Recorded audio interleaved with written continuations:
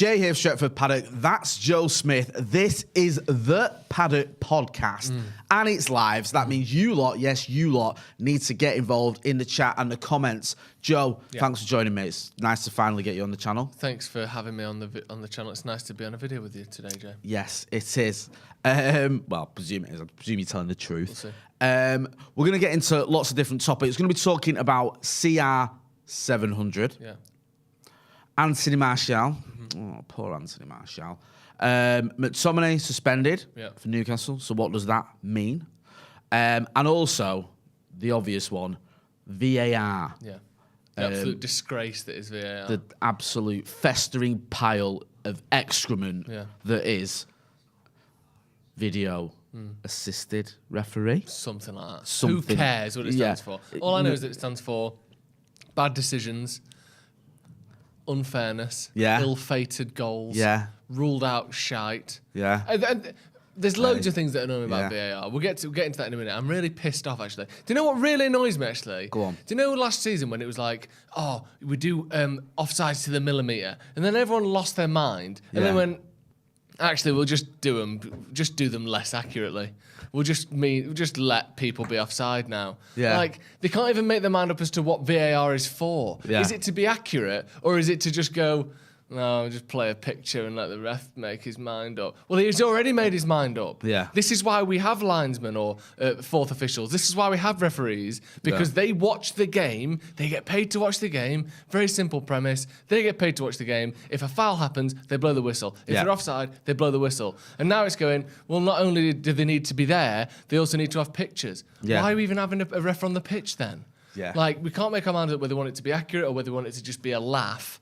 And then yesterday, we'll get into it in a bit, just multiple different decisions go in different ways depending on who the ref is. So it's not even an accuracy thing. It's just a guesswork bullshit thing. There's no consistency. That's the issue, innit? Do you know what I mean? If it was all one sort of way, and that's how everyone stuck to it, I could live with it. Yeah. Even if you felt it was a bit unfair on you that on a particular occasion, you could say, well, at least it's consistent for everyone. Yeah. So had that been another team, or if that applies to another team, it's all the same, but there's no consistency. So you're seeing one goal being given and then another goal not being given for the same set of circumstances. That's why people are rightly angry. We'll get into that soon. Let's go back to the start, though. Obviously, Manchester United beating Everton at Goodison, despite the best efforts of the officials. One downside to that victory was Scott McTominay picked up a very quick booking. I think it was about 40 seconds, wasn't it? He's out of the Newcastle game. Yeah. So, two things. Does that mean, obviously, I think so, that Casemiro's in the Newcastle game? I mean, he did just get player of the match. And also, are you throwing McTominay into the Europa this week? Yeah, I think he might as well play in the Europa, hadn't he? I think he probably would have anyway. He's going to play loads of games this season. I'm a little bit surprised at how little we've seen of Fred, to be honest, since Ten Hag came in. McTominay makes sense now because he can't play at the weekend and Fred can. But, sorry, it seems like Fred's nowhere near the first team anymore. Yeah. When last season, most people would have agreed that, or it seemed like consensus was, that Fred had the better season of the two, of him and McTominay. He did. And yet now, McTominay's you back up and arguably still in with a shout of being a first-team player, and Fred's not even getting off the bench anymore. Yeah. I'm surprised at how low Fred has dropped in the pecking order. Do you think it's just his ball-playing ability or his ability to follow instruction? What is it? Because obviously, like we said, he's obviously got potential, and in a certain systems he can look better than McTominay, and all of a sudden now he can't get a game no matter what. It seems very odd to me. Are you surprised that Fred's dropped off so much? A little bit, yeah, because I agree with what you said about last season. I thought Fred played very well last season. He was probably one of the biggest bright sparks last season. I know it was low bar, but I think, when you look at how poor we were, both towards the end of Ollie's reign and under Ralph Rangnick, Fred was someone who put in decent performances, for both managers. And I did expect him to feature a bit more this season. I'm just looking at the stats here. Yeah. I think he's played 160-odd minutes in the Premier League. So, he's had 1 minute. He had 1 minute against Southampton, 90 minutes against Liverpool, 45 minutes against Brentford. He did play against. But he got subbed off at half-time against Brentford, didn't he? And then, 23 minutes against Arsenal and 20 minutes against City. So, yeah, you're right. He didn't get off the bench yesterday. No. He has become a little bit of the forgotten man. It's a long season, though. How many games can Eriksen start every week? Bruno seems to be a bit of a machine, to be fair to him. McTominay and Casemiro have sort of been rotated a little bit. I do think he'll feature, but I do think you might have a point about can he carry out the instructions that Erik ten Hag wants carrying out to the sort of the letter of the law, if you will. McTominay surprised a lot of people, including myself, with just how well he recovered from that Brighton game to sort of be much, much better in the Liverpool game. I thought he was outstanding. And then carried that form through for Southampton and Leicester and Arsenal. Now Casemiro's coming in. And we always expected Casemiro to start games, didn't we, eventually? So it does seem like Fred is the sort of the third choice for that DM role. Which, slightly surprising based off last season. But on the whole, he's not a DM. No. I know McTominay isn't either, but, he forced the issue, didn't he, with his performances. I don't think Fred has forced anything with his performances this season when he's been given the chances. I know he's not had many, but when he has been given them. The problem with Fred is most top teams don't have a position or a role for a player like Fred. Name me a team that has a player in it that is a good tackler, good at pressing, but positionally is poor, gets caught out of position a lot. His approach play on the ball is below average. His passing is below average. His ability to play the ball out from the back is below average.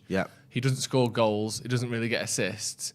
He's sort of like, I don't know, he's so specialised in what he does, hard-working, hard-running, tackling player who doesn't really do anything else. And most top teams don't have a player like that. No. I think at least McTominay has those things, and he can also win a header. And he can shove someone out of the way. And he gets more goals than Fred as well. He can get sort of 6, 7, 8 goals a season. He can chip in from midfield. But Fred doesn't really do any of that stuff. And I like him, and his hard work stood out last season in a year where just trying hard put you above 90% of Man United's players. Which is an embarrassing thing to say, but that's where we were. But now when you look at him, you think, what do you do better than anyone else in front of you on the pitch? You've probably got a better engine than McTominay. You can run more. But a lot of it is he wouldn't need to run as far if he was more focused and more targeted with his movements. He seems a bit sort of headless chicken at times, doesn't he? And I think under a system like Ten Hag puts together, which is very specific, very detailed, very here's what you do, here's what you don't do, I think a player like Fred, who seems to lack sort of, I don't want to say football IQ, but that kind of in-game intelligence, I think maybe it's not really going to work, and we're obviously seeing that, aren't we? Yeah, and it's weird, isn't it, with Fred? He's sort of so up and down with the sort of the fan base a lot of the time. It was a time when everyone was like, he's just not good enough. Why have we got him? Oh, this has been a disastrous signing. Then there's a time when he sort of won everyone over with just, like you say, his hard work, his effort, the fact that he's always up for it. He's done it a couple of times, won people over and then gone back down and won people over he's again. very much a roller coaster, isn't it, with Fred and his relationship with the fan base. I think he's quite a popular figure now. But it's like me and you were on a watch along yesterday, and you're thinking, when you've got to see a game out and you've got to keep possession and you've got to just not have basically any mistakes in that midfield, really.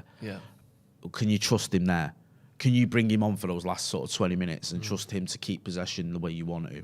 I'm not so sure, because he can have a little bit of he can have one, can't he, where he gives the ball away a lot, and you see that, I'm sorry guys sort of thing. And it's a bit of a risk, and probably a risk obviously not a risk not worth taking when you've got a 1-goal lead at Goodison. But it's a long season, and there's still lots of games to play. He did start in Europa, didn't he, against Sociedad? Maybe that went up against him a little bit because we lost that game. I don't know if Erik ten Hag looked at that and thought, that's indicative of where he's at. It does seem a little bit harsh to judge someone off 90 minutes against Sociedad. But I do expect him to feature this season. And I think that the fact that he knows Casemiro might go in his favour as well when there is a bit of rotation to be done. Maybe Erik ten Hag can look at it and go, do you know what, that's the Brazilian midfield there, or 2/3 of it. I can give them a bit of a shout. Because like we said, especially with Eriksen, I don't see Eriksen starting every game. No. He's been playing really well, and he has played a lot of football. But I think sooner or later, you're going to have to start resting him. Just when you get to might even be post World Cup, to be honest with you, but it's going to happen, isn't it? Do you know what I mean? So let us know in the comments in the chat what you think of Fred. Is he becoming the forgotten man? Do you want to see him in the team more often than not, or do you think that the balance we've got in that midfield with Eriksen, with Bruno Fernandes, with Casemiro, or even with Scott McTominay has just shut the door for Fred's opportunities? Ryan Monaghan says Fred is good for the bench if we're ahead. Danny Gray says Brazil haven't even picked Jesus and he's been flying for Arsenal. Brazil are a good shout for the World Cup. Santa Notch says comparing what Fred can do with Scott is easy. Compare what he can do with Casemiro and Eriksen. Chobi02 says Fred lacks awareness and discipline. Ross Murphy asked the question, can Fred play in an 8 role? I think so. I think he can, but do we have anyone that plays there? Who's it? Eriksen would be the closest to that. I suppose he is playing in an 8 role, and I don't think he can pass well enough to play in an 8 role. He worked somewhat under Rangnick in that role because it helped eliminate one of his weaknesses, which is receiving the ball from the defence, which is something he's not very good at all. Yeah. And playing slightly further up pitch, you don't have to do that. And also, you can press more effectively if you're the one that's pressing, which in a number 8 role, you're more likely to do than playing in front of the defence. But it's still... In that role, you're now expected to be a better passer, and you're expected to maybe have shots occasionally, play through balls, play plays in behind. And unfortunately, he's not good enough at doing that.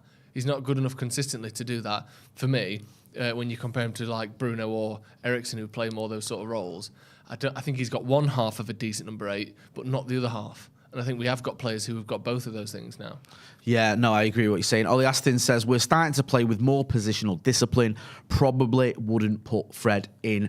Now, do hit the like button. There's almost 1,000 people watching, and we haven't even got to 100 likes. That is a disgrace.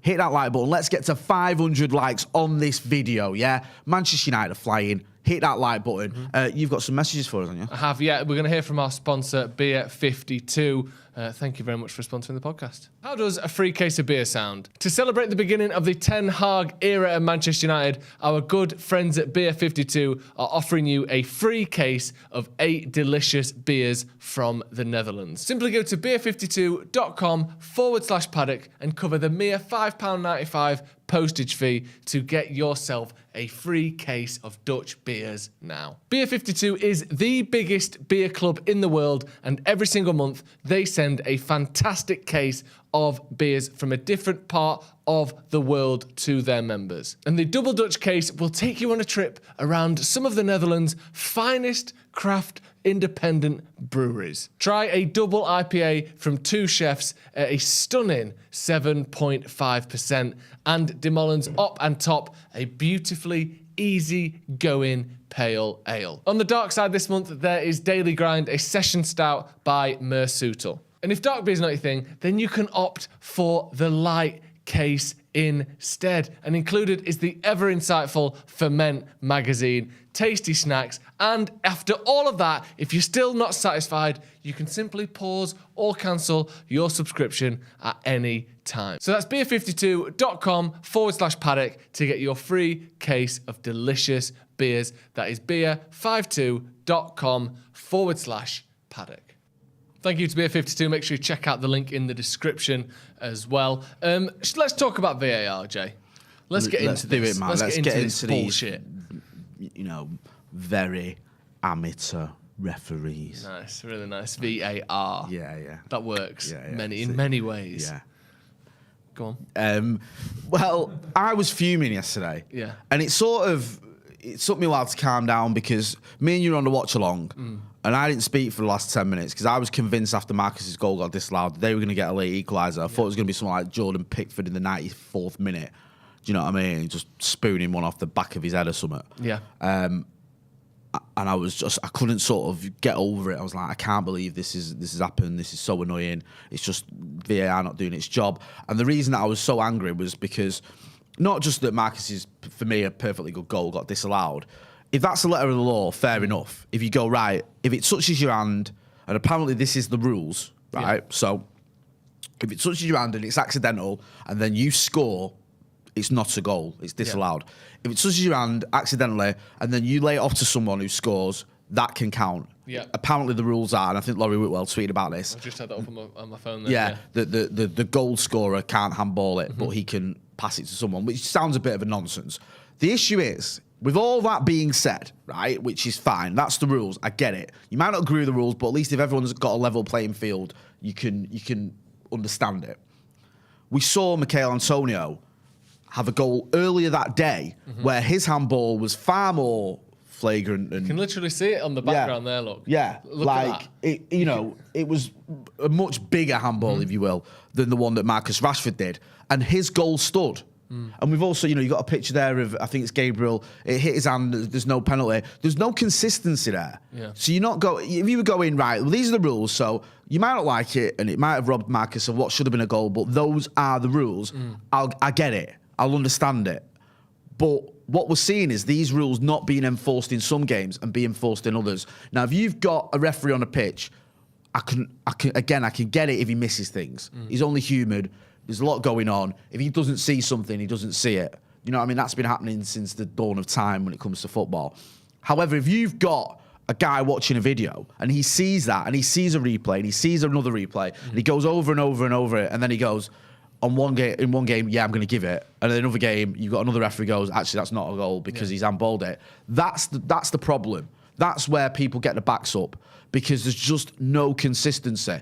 And that's why, yet again, and this isn't the first time this has happened this season, after the round of fixtures, and it's not just one game, it's after the round of fixtures, we're talking about VAR. And we're not singing its praises and going, oh, hasn't VAR cleared up a load of mess this weekend?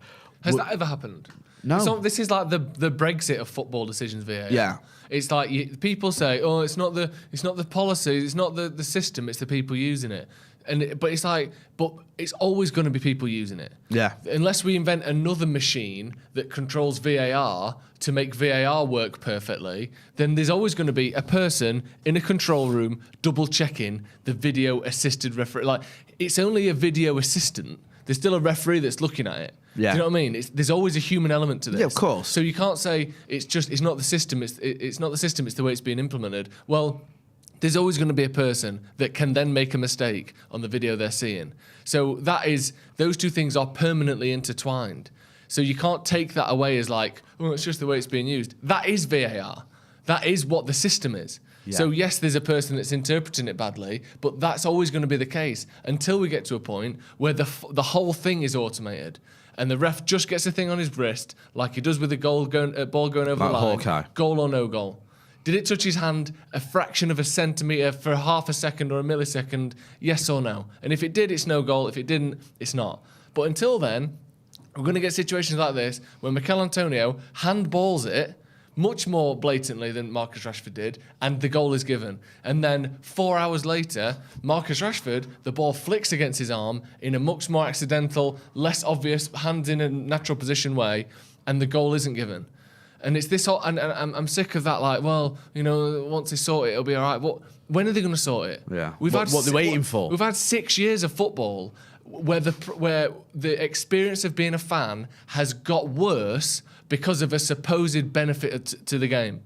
If it was the case that, no referees were taking the qualifications anymore and we had to bring a video ref in because humans didn't exist, I'd go, right, fair enough, there's no alternative. But we've got more referees than ever now because 3 of them are sat in a fucking lorry somewhere. Yeah. Like, there are enough referees to do what refereeing is, which is watching the game in real time and reacting accordingly. Mistakes are part of football, but let's not have this rigmarole where we go to the assistant referee, we go to the camera, we go to the screen, and then we still get it wrong. What is the point? Yeah. You can't celebrate goals. You have 2 half celebrations now. One when the ball goes in, but you go, no, they'll find some fucking reason why it wasn't a goal. Yeah. And then you have the second half of your celebration 2 minutes later when they decide that the goal was actually given. It has ruined a fundamental aspect of football, which is enjoying goals. That's what football is. That's all football is. Hoping your team scores and celebrating when they do. And now you can't do that properly. How is that better? How has that improved things? No one's come to me and said, well, this has got way better.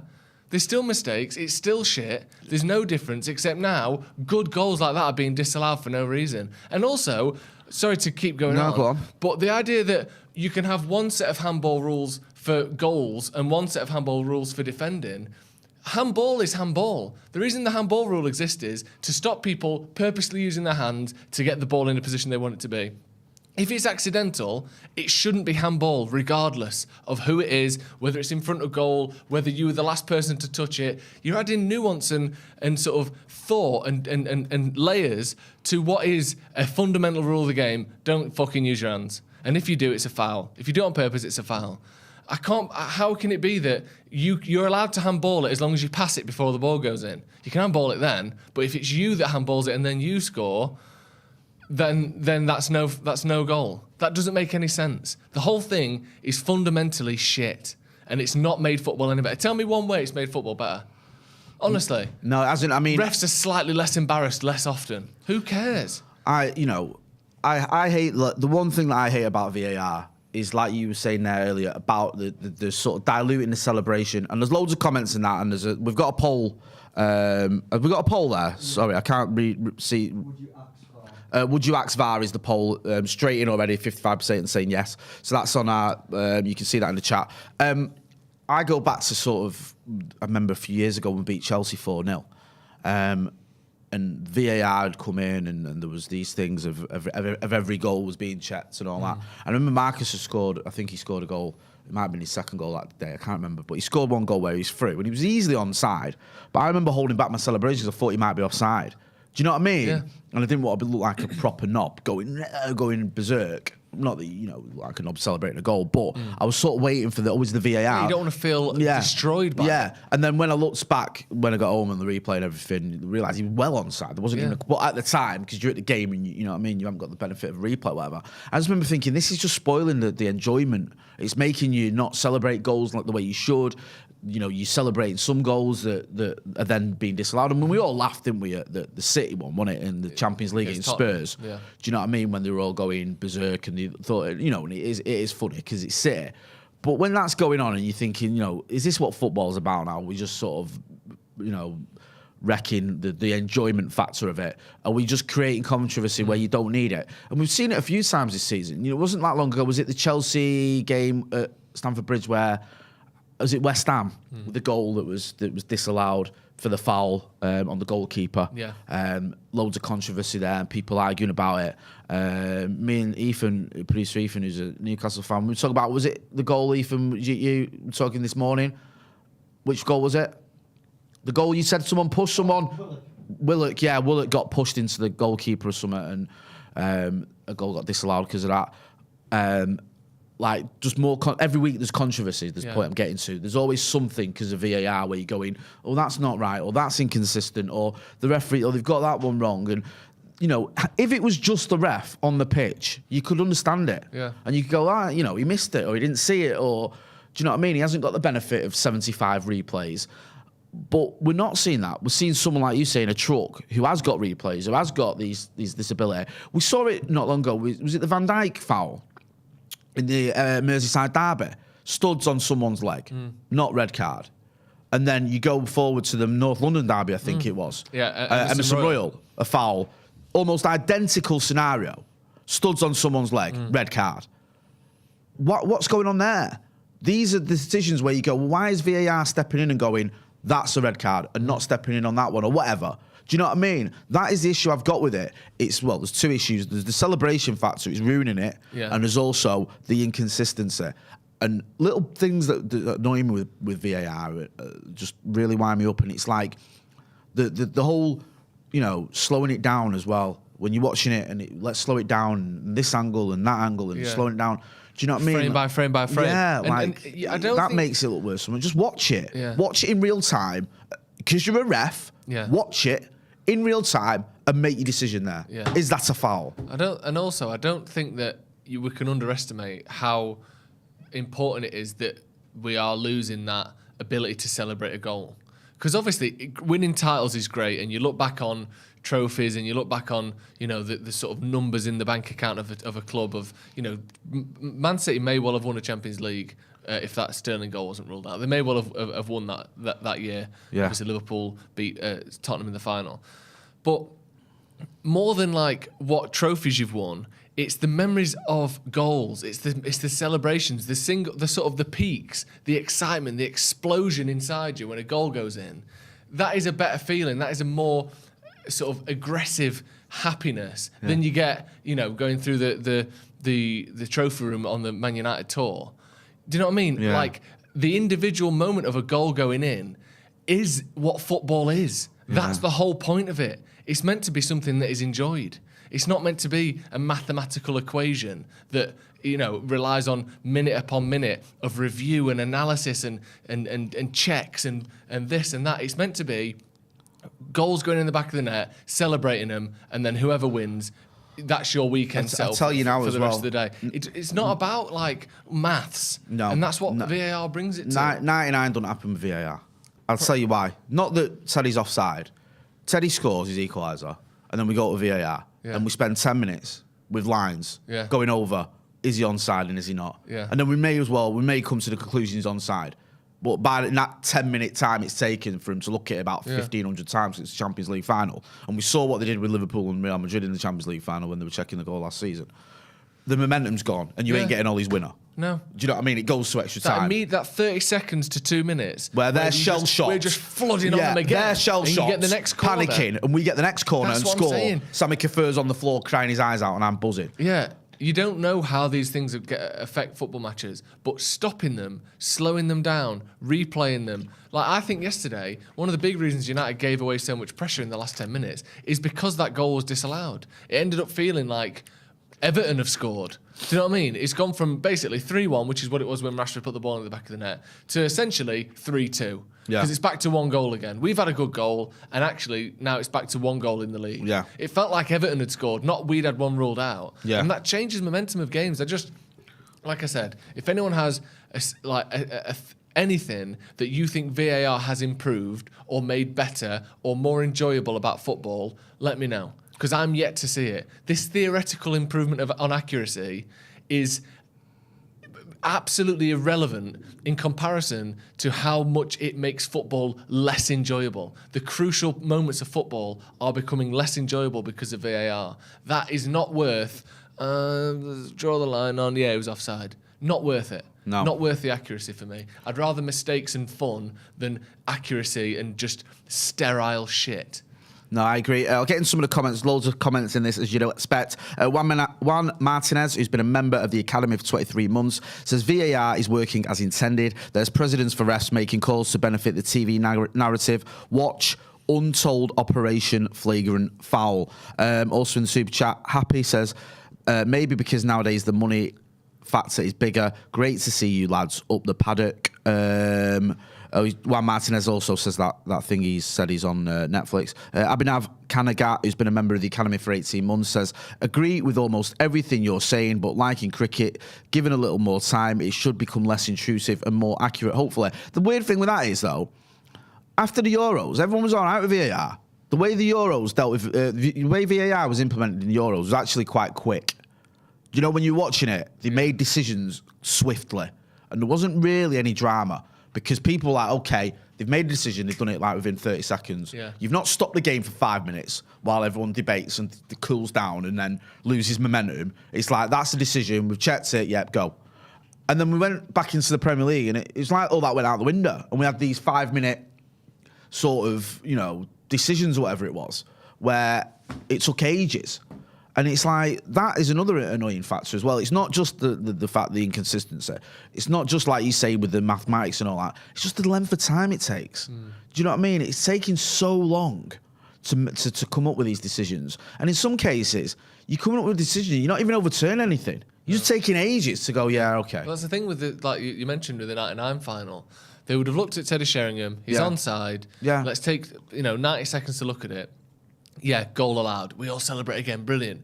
But now, that's 90 seconds for the Bayern Munich team to have a drink, for the coach just to shout on and calm them all down. Sit back, get the ball, pass it, And instead, what happened in real life is this sort of snowball effect of United just pouring the pressure on. Bayern Munich had no chance to react and to sort of get their shit together. And we get the second corner and we score the winner. But that's the thing. We don't see the goals or the moments or the tides turned that wouldn't have happened if it weren't for VAR.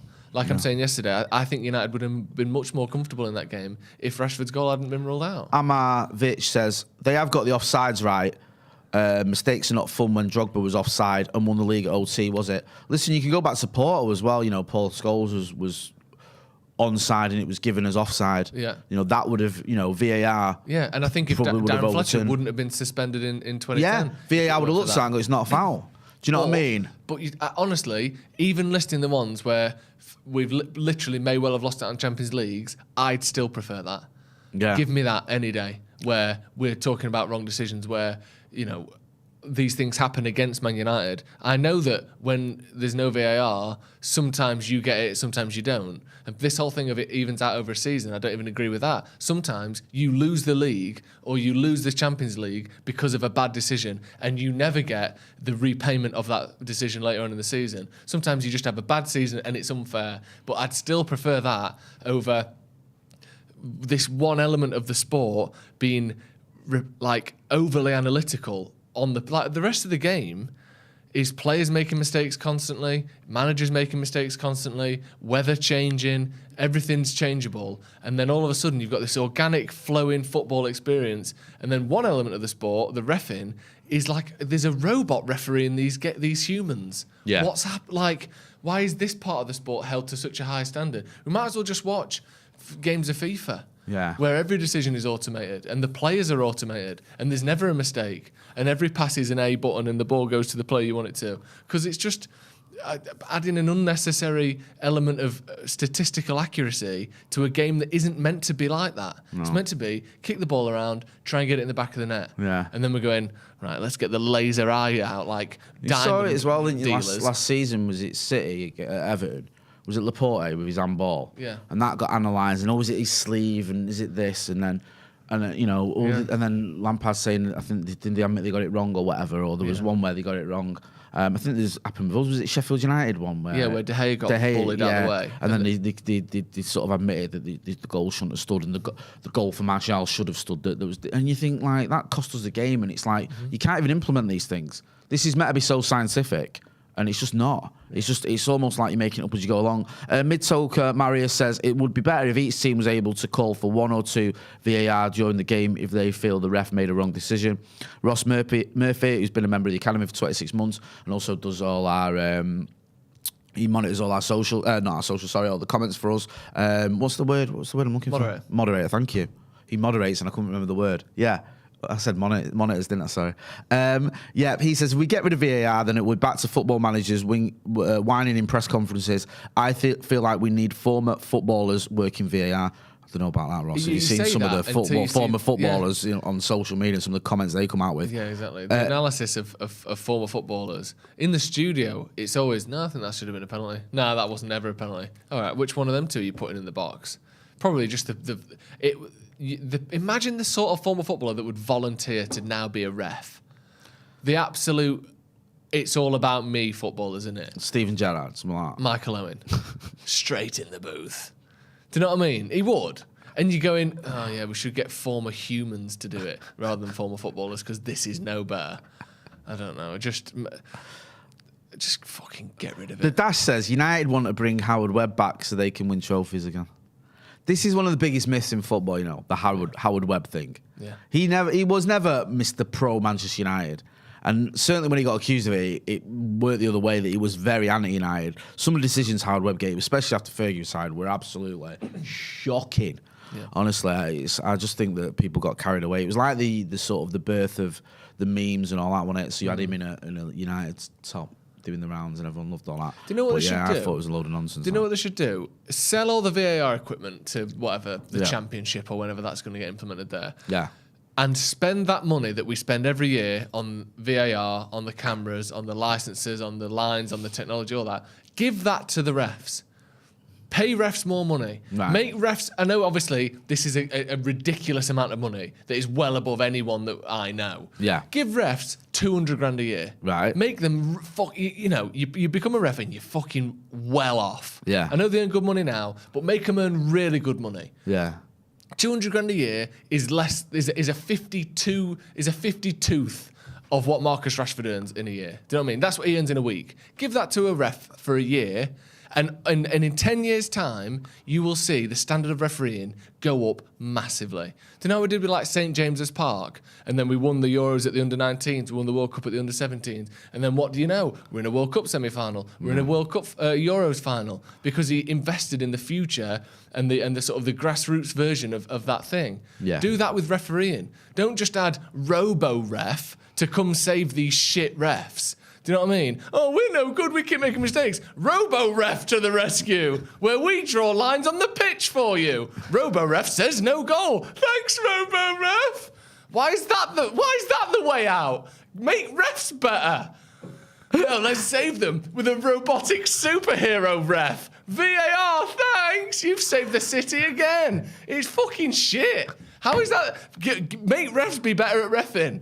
Make refs better, eh? Honestly. Make America great again. Colin Wilmot, who's been a member of the Academy for 30 months, says, VAR is toilet. Football is football. It's almost like the rules change at elite level. Football should be the same, whether at grassroots or not. I understand that. I used to make me laugh when they used to say, like, you know what used to make me laugh with refs is like, a ref would have a stinker in the Premier League, and they go, right, he's down in the Championship now. We've relegated him. Yeah. So like they can have him then, Yeah. because he's so bad, and it's not like the Championship games matter. No. You know what I mean? Let him play in the Children's League. Yeah, let him, decide who's going to go up or get promoted. That doesn't matter, does it? No. To the Premier League. That's just maybe the difference between a club existing in the future and not existing anymore. Let's just get this guy who's not up to the job to referee those games. Yeah, I love and if that. he sorts his life out, we'll let him back into the football that matters. Yeah. It's like, how is that all right? Yeah. Do you know what I mean? You're either not fit to be a ref or you are. Yeah. Do you know what I mean? Not like a championship full of sulking bad referees who are shit. Yeah, it's like he's terrible. Yeah. So now he's doing Preston versus Rotherham rather than United versus City or whatever. It's like, what even is that? How is that a thing? Like the teams are. Hello, that's it. Relegated down to the Championship. Yeah. Well, it's I got promoted up from League One, so I'm not a very good ref. But I'm in the Championship now. Hopefully, I'll stay here. I couldn't believe they used to do that. Did they still do it? I think so. That's mad. That I know. To just say to not just to saying to the ref, you're not good enough, so you're going down. To the clubs, we don't care about you enough to give you the good refs. Do you know what I mean? Like, surely if you work your way up, even if you have a stinky, you still stay at that level. Do you know what I mean? Otherwise, or just don't ref anymore. Or they suspend you from reffing because you're not up to it. Not, we're going to give you Championship games. Punishment. Yeah, it's so bizarre that they used to do that. Should we move on from VAR before we run out of time as well? Martial. I'm going to talk about, it's a tale of two strikers, Cristiano and Anthony. We'll start with Anthony Martial. Before the game yesterday, there was rumours, innuendos, reports, stories, that hearsay, that he'd hurt himself in the warm-up. He was holding his hip. He did start the game, moving gingerly, shall we say, a little bit, yeah? Didn't have the mobility you'd expect him and came off for 28 minutes, despite getting an assist that I hasten to add. Very frustrating for him this season. What are you making out? I just love the word gingerly. Gingerly. How is that? Where's that from? I just commentators love that. He's got up again. He has got up, albeit a little bit gingerly. He's moving gingerly there. Yeah. Something's clearly going on. As similar to the ginger root that we all know and love. Yes. How has that been the comparison? I think it's because of the game knockdown ginger. Yeah. He's moving very cinnamonly. Yes. This is not good. This guy, he's moving a little bit corianderly there. I'm not sure what's happened, but we want him getting back up to moving parsleyly. You said it, my friend. So he's moving gingerly. Which is frustrating, not the gingerly part, but the fact that he's now played about, and I can Google it, but I'm not going to. I'm just going to guess, about 100 minutes this season. Yeah, because we want him in the Premier League anyway. We want him to be moving, Chinese five spicily. Yes. Don't we? Up here. Yes. But yeah, he's been injured 3 times this season already, and we've played 8 Premier League games. He got injured just like as the season began. He got injured during the Liverpool game, and now he's been injured again. Before the Everton game, and then obviously taken off inside. I nearly got nailed at then. He's played 100 minutes, 105 minutes in the Premier League. He's played 29 minutes in the Europa League. He's played 134 minutes in total for Manchester United this season. 4 games. 3 goals, 2 assists. So he's played his part when he's been on the pitch. It's incredible, that, isn't it? So he's got 5 goal contributions in 139 minutes. Yeah. That's But, it's like the opposite of 2 seasons ago when he played about 20 games and had similar numbers. Yeah. It's just a shame, man. What do you do if you're Eric Ten Hag? I don't know. Because you've got this player who, when he plays, he's great, but he's playing 1 out of every 4 games for you. And you can't rely on him. You can't, You can't say Anthony Martial leads the line for my club. No. Because he doesn't. No. I want him to. I do. I think him, Anthony and Marcus, I think will be a great combo. But he's not fit. He has to decide whether he wants to go with the Rashford up top thing that he's been trying as well, or whether he I wouldn't say caves in, because I think that's slightly unfair on Ronaldo, but clearly goes with an option that he doesn't want, which is Cristiano Ronaldo, and goes, right, you're my striker for the season now. Yeah. Let's try and make this work the best we can, because it did work yesterday. I thought Ronaldo looked good. But then you compare that against Demonia, and I thought Ronaldo's finishing looked poor. He couldn't make space for himself. His touch wasn't there.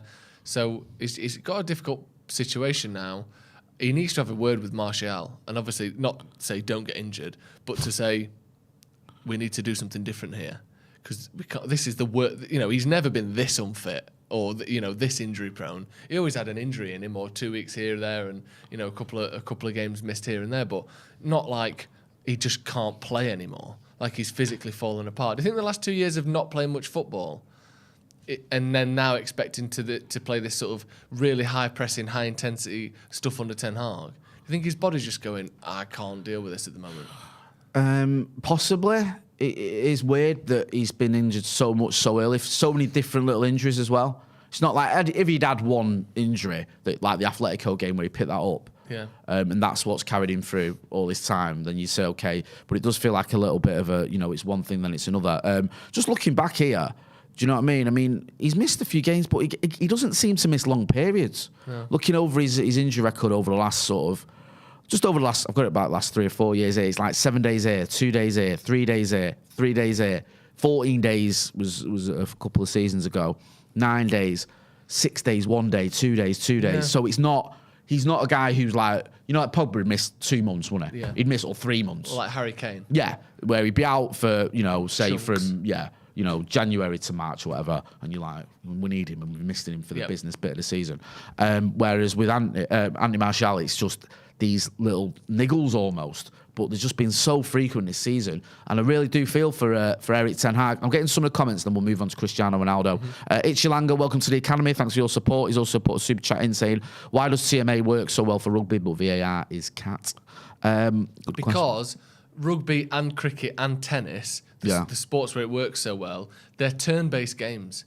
They are games that stop and start by their very nature. They're play-based and turn-based. Football, theoretically, the ball could not go out for 90 minutes. Yeah. There could be no stoppages for 45 minutes at a time, and that would still be a game of football. Yeah. Tennis, cricket, rugby, it's plays, it's stop-start. That's how the game goes. Yeah. And I think that's why it doesn't seem as weird for there to be slightly longer between balls being bowled in a game of cricket, because there's already 40 seconds between balls being bowled anyway. In football, it's meant to be fast, immediate, non-stop action, and then you put in stoppages in there and it stands out.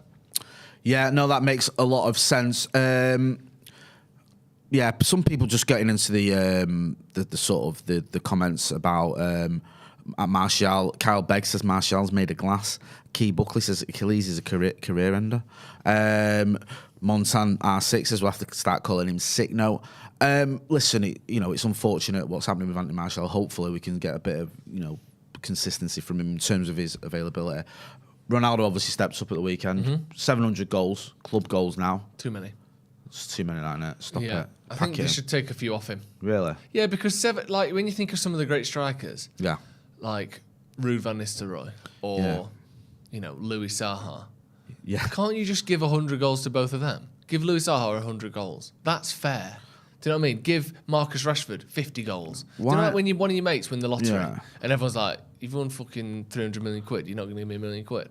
That's Ronaldo. Why are you hoarding all these goals? Why not give me and you one each? Yeah. He won't miss it. That's what I'm saying. You've got 700 league goals, 700 club goals. Yeah. You can't give me and Jay one. Imagine we just had a goal each. Do you know what I mean? That'd be mint, that. Like you look at Man United's top goal scorers, scroll all the way down, next page, scroll, just it says last. Keep going. Just click last. Keep going. Yeah.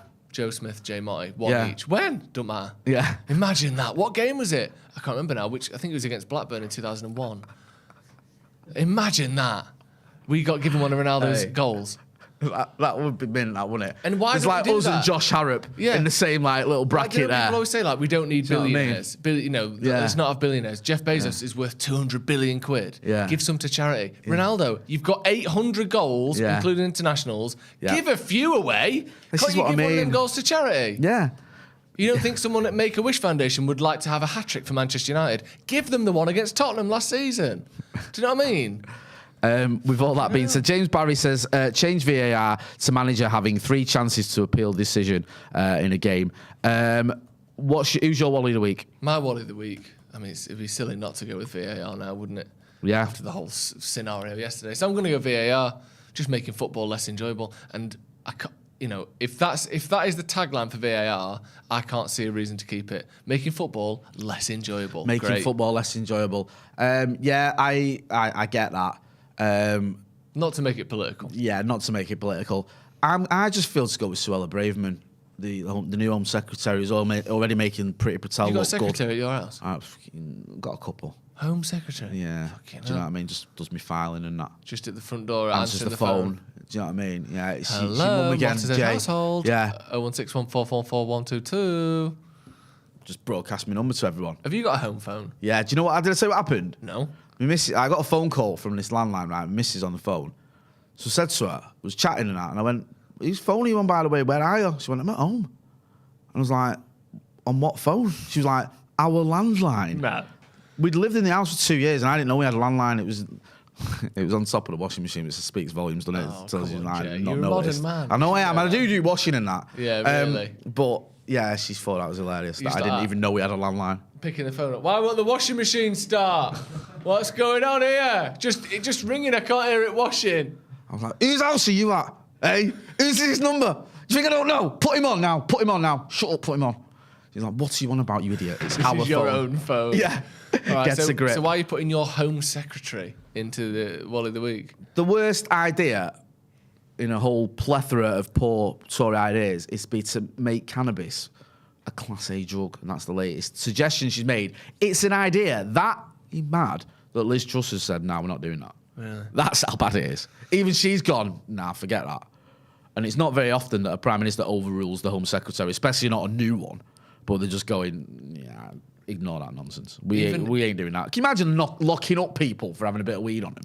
Even in America, which is typically more right-wing, more conservative than England, they are taking steps under Trump, let alone under Biden, where states were legalizing marijuana use and legalizing the sale of marijuana, and the government, sale. I know it's still federally illegal, but you can buy it in different states in America. And yet in England, where we're meant to be a little bit more liberal, a bit more left-wing, we're going, now let's make it Class A. That's just such a stupid decision. It's like, it's a gateway drug. We're talking nonsense, and thankfully it doesn't look like it's going to happen because that's the last thing we need. It looks like becoming a Tory MP is quite the gateway drug to doing shitloads of coke, based on some of the videos, interviews, and footage we've seen over the last few years. If you don't want to get addicted to Class A drugs, don't become a Conservative MP. That would be my advice. Sage advice. Chris Dodaloo says, great show as always, lads. By the way, it's Almonia. Yeah? Almonia. Instead of ammonia? Yeah. But I like the smell of ammonia. I love the smell of ammonia in the morning. Yeah, me too. Smells like victory. Smells like piss. Go and check out Joe on the Sloppy Joe's podcast. Smells like what? Piss. Disgusting. It smells like maggots. Vile little gargoyle. Maggots smell like ammonia. Did you know that? Did it? Yeah. They feed maggots loads of meat, and they release ammonia. Who's they? People who sell bait workers. Bait workers bait industry. feed maggots meat. Let me tell you how a bait factory works. Right. So what people who sell maggots will do, they'll go to the supermarkets, they'll get contracts with supermarkets where they give them or sell at a very discounted rate their out-of-date meats, which helps the supermarket because it can lower their carbon footprint. Right, it can also get rid of a job having to deal with all this meat. Yeah. And also it helps the bait factory. So then they have a fly room. Yeah. Where there's just full of flies. Right, okay. And there's all these maggots. Put the meat in the room. Yeah. Maggots get laid. Yeah. Then the maggots are on the meat. Yeah. It stinks of ammonia. Yeah. Then you bag up the maggots, sell them to fishing shops. Yeah. See ya. Nice. There you go. You see, in case you're wondering about the career of a maggot in the baiting industry. The career. I love that. A maggot. Do you know when you get some maggots at a bait shop, a tackle shop? Yeah. And you open the box. That's the maggot doing its job. That is the career of this maggot. Yeah, the maggot. What have you done with your life, you maggot? Well, actually, I've got a pretty good job being a bit of bait. Yeah. Eaten by a went carp through in the training process and, obviously had the meat and all that. And then now, I'm being chucked in the canal. The pay's not great, but, I'm still doing it. Nice. Yes, I'm claiming benefits. I've just been eaten by a tench. There you go. All right, go on. End it. You can find him on Sloppy Joe's podcast. You can find me as well on Scotty and Motty. We've got a Patreon on Scotty and Motty now. Right? Go and check that out. I've put a link in the description there. So go and check that out. Ethan can put a link in for Sloppy Joe's because he's part of the firm there. When's your next Sloppy Joe's video out? Why did you say speaking of maggots with jobs before you said that? I didn't say any of that. Well, you just created that in your head. Yeah? I didn't say speaking of maggots with jobs, Ethan. You just said that. You said that. Yeah? So don't deflect onto me, yeah? New podcast out tomorrow morning. We're also doing a live Tomorrow morning? What time? 8 a.m. for the audio, 5 p.m. for the video. Right, okay. What are you saying defensively for? Well, because you went 8 a.m. No, I didn't. I literally never said 8 a.m. You said tomorrow morning. I literally said tomorrow morning. Yeah. That would be impossible. Yeah, well, 8 o'clock in the morning, so before my news, no. You can put it on at 11. Right. So it'll be out at 11. I don't care what you think it's on about. Speaking of maggots with jobs, Jay will be back for the news tomorrow morning at 10:30. So racist. Honestly, the racism. Speaking about maggots with jobs, Jay. Oh my God, we're going to talk about this off camera. Right, anyway, enough of this nonsense before we cancel ourselves by accident. Go and check out Sloppy Joe's, go and check out Scotty and Motty. But most importantly, hit the subscribe button to this channel. We want to get to 700,000 subscribers by the end of the season, just like Cristiano Ronaldo has got to 700 club goals. This has been the Paddock Podcast with Joe Smith and me, Jay Motty. Thanks for watching.